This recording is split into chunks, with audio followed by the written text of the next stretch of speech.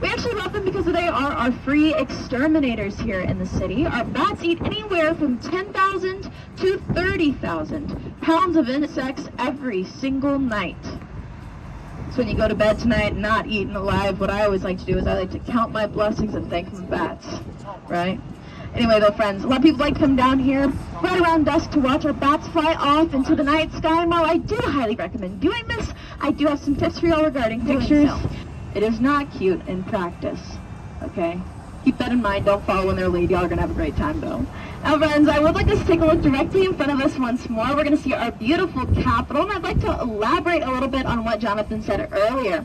Our Capitol is the second tallest Capitol in the U.S. We come in only second behind the Louisiana State Capitol, but both the Louisiana State Capitol and our Capitol are taller than our nation's capital in D.C. Now, you might be wondering, Maddie, why?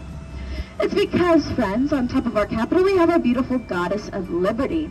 Now, nobody knows exactly who she is. Friends, if you're interested in seeing the original, you can find her at the Bob Bullock Texas State History Museum. Despite being the 10th largest, though, we are currently the fastest growing, all right? It's actually said that around 150 people move here every single day.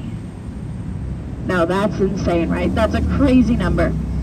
Not only do we have a lot of people moving here, though, we have a lot of businesses moving here as well. Some of those businesses are going to be Facebook, Oracle, Apple, Google, Tesla. Recently built a new Gigafactory out in East Austin where they're manufacturing Cybertrucks, as well as a new manufacturing facility for their SpaceX program.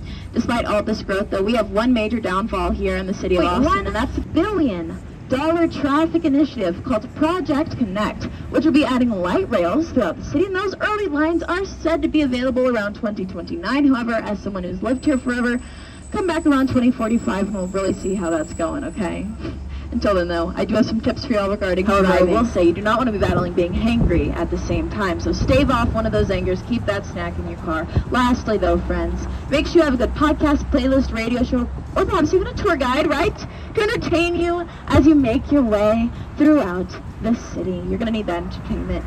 Now, friends, coming up over here on our next block, we're going to see two historic homes. Now, these historic homes are no longer homes. They are now museums. They're going to be our O. Henry Museum and our Susanna Dickinson Museum. All right, we're going to see them coming up here to our right. Now, O. Henry was an old famous writer in the early 1800s.